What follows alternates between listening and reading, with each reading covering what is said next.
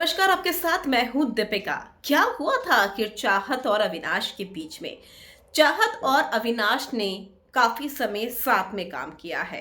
ऐसा नहीं है कि वो सिर्फ बिग बॉस के घर में मिले और यहीं से दोनों के बीच में डिफरेंसेस चालू हुए हैं।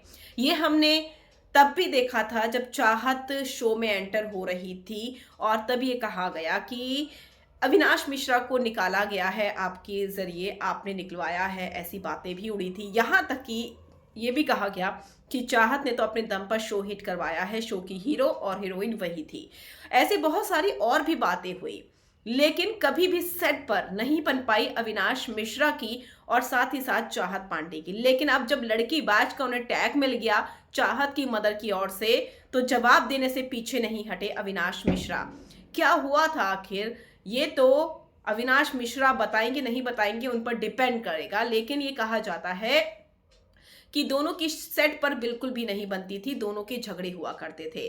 यहाँ पर अविनाश मिश्रा की क्लास लगाई, उन्हें यह भी कहा कि मैंने चाहत से बहुत बार पूछा, उनकी माँ ये बात कह रही थी कि मैंने चाहत से बहुत बार पूछा कि अविनाश मिश्रा और आपकी बनती क्यों नहीं है। तो चाहत ने यही कहा कि मम्मी मेरी बनती नहीं है उससे, क्योंकि वो लड़की बाज है। तो अविनाश मिश्रा को भी गुस्सा आ गया, हालांकि उन्होंने गुस्से को कंट्रोल किया, शायद वो फ्रीज थे। और उसके बाद उन्होंने कहा कि चाहत तुमने ये बताया नहीं अपनी माँ को कि सेट पर क्या हुआ करता था। तो ये बातें चल रही थी वहां पर घर के अंदर।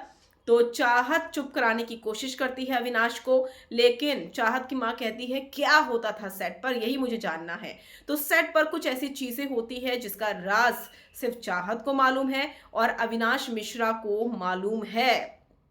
इसीलिए शायद अविनाश ने बात छेड़ी है कि चाहत तुमने बताया नहीं कि सेट पर क्या होता था। और अविनाश मिश्रा लड़की बाज है, ये बात चाहत जानती थी, इसीलिए चाहत ने डिस्टेंस बनाकर रखा और यहाँ पर वो ईशा के साथ अपने प्यार की गाड़ी को आगे बढ़ा रहे हैं।